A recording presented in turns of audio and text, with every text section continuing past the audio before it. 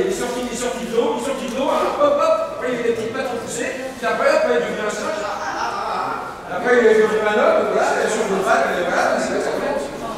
L'homme, c'est quand il est sur deux pattes que ça commence.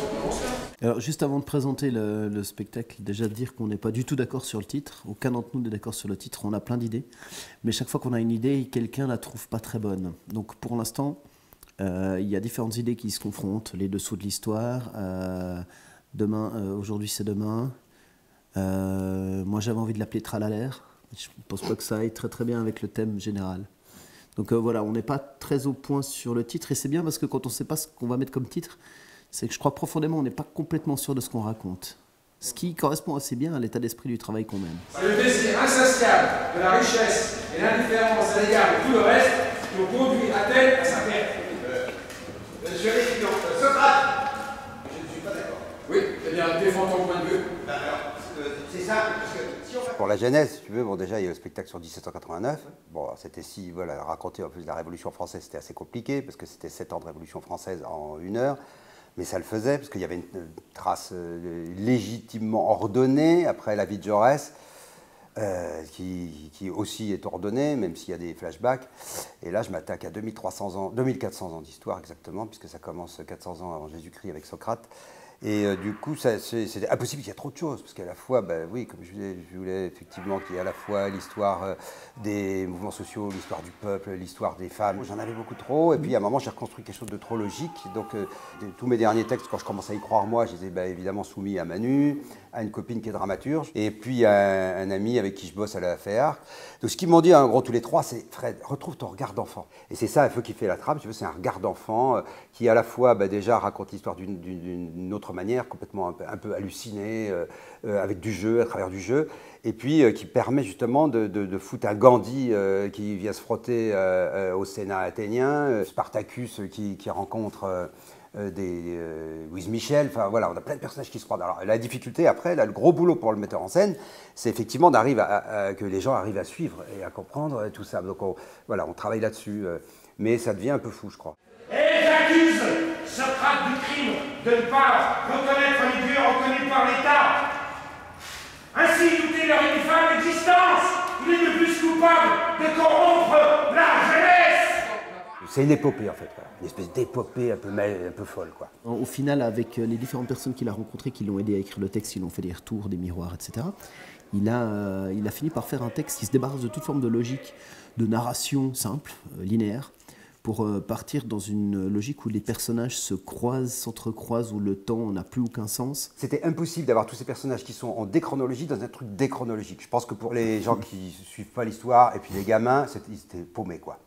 Donc là, c'est à l'intérieur, on peut se permettre d'avoir un Gandhi, une Simone Weil qui viennent quelques siècles avant, parce qu'on est dans une histoire qui se raconte un peu comme ça. Donc on déstructure un truc structuré. Nous donnons les terres aux citoyens les plus pauvres. Qui est pour eux, qui est contre eux? Moi, Publius Cornelius Scipio Nasita, consul de Rome, lève une armée et ordonne la mise à mort de Tiberius Gracchus.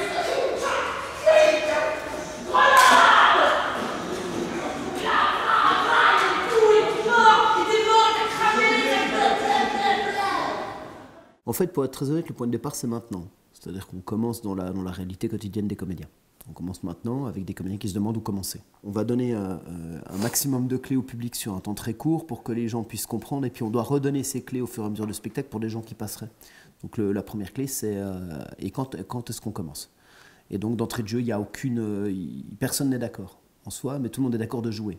Donc après, les comédiens, dès que quelque chose se propose, ils le font, ils jouent, ils vont essayer leur personnage, avoir des commentaires sur la réalité, parce que c'est mon dada, ce décrochement, comment est-ce qu'on décroche, puis qu'on revient à la réalité, puis qu'on repart dans l'histoire. Donc il y a tout le temps ça qui revient, cette espèce de truc où on commente, mais on l'a un tout petit peu diminué, même par rapport aux 3 derniers spectacles qui ont été faits, on a un petit peu diminué ça, parce qu'il y a déjà énormément... Enfin, c'est déjà assez complexe, l'air de rien. Bossuet, 6 mars 1686. Dans l'histoire, ce roi inutile aux autres hommes, il faut droit d'affaiblir au prince. Tout ce qui est costume et accessoires, et même bout de scéno, naît de ce qu'on trouve dans la ville. Bah, précisément, ce qu'on trouve dans les poubelles. Dans les poubelles de la ville. On prend tout dans les poubelles, en fait. Le principe, c'est, voilà, il y a des trucs qui traînent dans les poubelles, on raconte une histoire. Et les poubelles nous servent à monter dessus. Ouais. Et dans des poubelles, alors, bien sûr, on triche un peu, puisqu'on a besoin d'un drap pour Socrate, on a besoin d'un gros bouquin pour Einstein. Donc dans les poubelles, on trouve toutes les choses qui sont... Mais c'est que des choses qu'on pourrait trouver dans les poubelles. L'idée, c'est d'avoir en tout cas un bout d'échafaudage, quelques échelles, parce qu'il y a une tradition qui veut que quand Manu Moser fait une mise en scène, il y a toujours des échelles, alors je la respecte.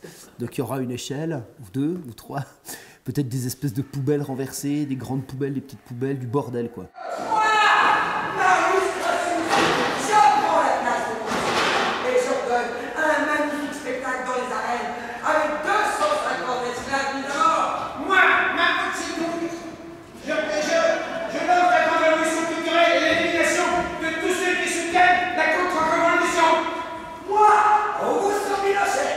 Dans Jaurès, on joue 159 personnages à 4 en 1 heure.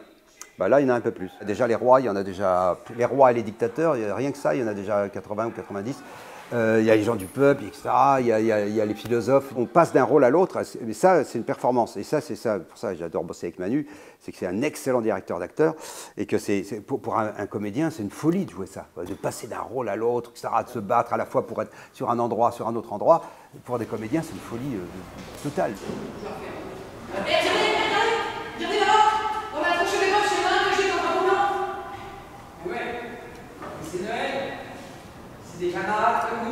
Le principe sur les 2 semaines de boulot qu'on fait ici, c'est de distribuer tout le texte, recouper, redécouper, réécrire, parce qu'il y a beaucoup de choses à réécrire.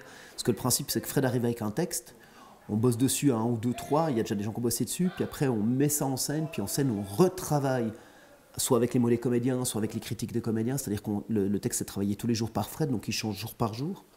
Et donc l'idée, c'est de le mettre au plus proche aussi du comédien. Et en même temps, on met en scène. Donc l'idée, ce serait en 10 jours de mettre en scène le squelette, l'ensemble du spectacle, son grand squelette, ses grandes lignes. Hein, c'est un peu le principe, j'aimerais tout traverser, distribuer tous les rôles, avoir fini de découper, que tout le monde sache ce qu'il fait. Et ensuite, on aura des semaines de boulot qui permettront de travailler dans le détail, plus en finesse, d'aller chercher dans les personnages, les machins. 1 mois et demi avant de venir ici, donc j'avais écrit mon 14e texte. Et puis donc je fais une lecture avec les comédiens, puis j'ai des retours, puis je me dis il y a un truc ça, je le sens pas, ça je le sens pas trop. J'ai bossé là pendant 1 mois et demi, jour et nuit, dans les petits espaces pour arriver sur ce texte, je pense qui est pas mal, là, qui a été fini 2 jours avant d'arriver ici. Donc tu vois, quand on m'a dit 3 mois avant, tu fais sortie de chantier ou pas, j'appelle Manu, tu vois, on était là, je n'ai même pas sur un texte, tu vois le vertige. Il y a un fleuve de textes à connaître, et puis des textes compliqués, parce que en dehors des miens qui sont compliqués par moment, tu as quand même des textes de Freud, de Socrate, de Marx, tu vois, il faut se les cotiner. Ben voilà, on sera à 7 jours de travail. En même temps, il y a un autre truc, s'ils ne savent pas leur texte au filage, je les engueule. Ça foiré, je le sais. Ça va quand même être super bien. C'est l'occasion de taper du poing sur la table, faire le patron. Putain les gars, on avait dit concentrer là, c'est quoi cette équipe, bordel? Super.